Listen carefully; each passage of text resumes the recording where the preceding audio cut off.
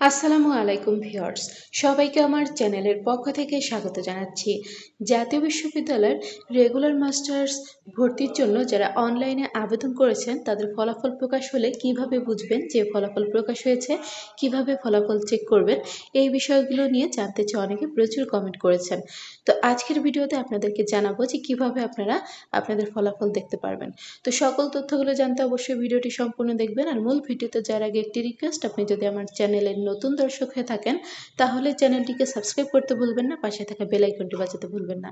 তবে ইতোমধ্যে যারা সাবস্ক্রাইব করেছেন সবাইকে অসংখ্য ধন্যবাদ। পেজ থেকে দেখলে অবশ্যই পেজটিকে ফলো করবেন। তো চলুন কথা না বাড়িয়ে মূল ভিডিওতে চলে আসি। তো আপনারা ইতোমধ্যে সকলে জেনে গেছেন, আমি বিগত একটি ভিডিও দিয়েছি যে কবে আপনাদের রেগুলার মাস্টার্সে ভর্তির জন্য অনলাইনে যারা আবেদন করেছেন আপনাদের ফলাফল প্রকাশিত হবে।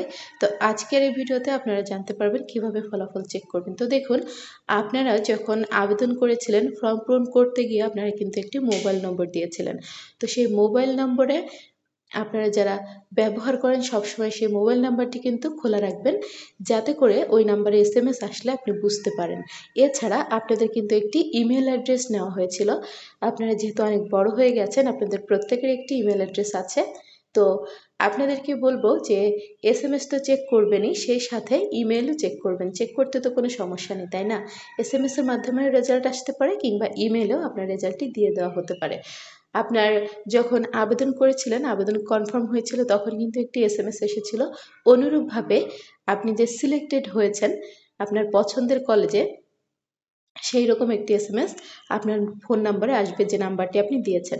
যদি নাম্বারে দেখতে না পান তাহলে কিন্তু ইমেলে চেক করবেন। নাম্বার অথবা ইমেলে যে কোনো একটি জায়গায় আসবে, অথবা দুই জায়গায়ই আপনার রেজাল্টটি আসবে। আর যদি আপনারা দেখতে না পারেন তাহলে যখন নোটিশ প্রকাশ হবে ওখানে দেওয়া থাকবে কিভাবে রেজাল্ট দেখতে হবে, তখন এই বিষয়ে একটি ভিডিও আপলোড করবে ইনশাআল্লাহ, তাহলে আপনারা অতি সহজেই জানতে পারবেন। তো আপনাদের প্রত্যেকের জন্য শুভকামনা রইল। আরেকটি বিষয়, অনেকে বলছেন আপু আমার যদি পছন্দের কলেজে প্রথমবারে মেধা তালিকায় চান্স না হয় তাহলে কি করব? তো এরপর আপনি ২ থেকে ৩ বার সুযোগ পাবেন অন্যান্য কলেজে বা আপনার পছন্দের কলেজে আবেদন করার জন্য। তো আশা করি বিষয়গুলো বুঝতে পেরেছেন।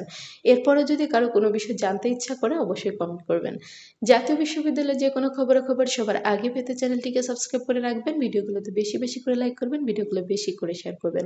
শিক্ষা সংক্রান্ত যে কোনো বিষয় জানতে অবশ্যই কমেন্ট করবেন। আমি প্রত্যেকটি কমেন্টে রিপ্লাই করব ইনশাআল্লাহ। আজকের ভিডিওটি এ পর্যন্তই। আল্লাহ হাফেজ।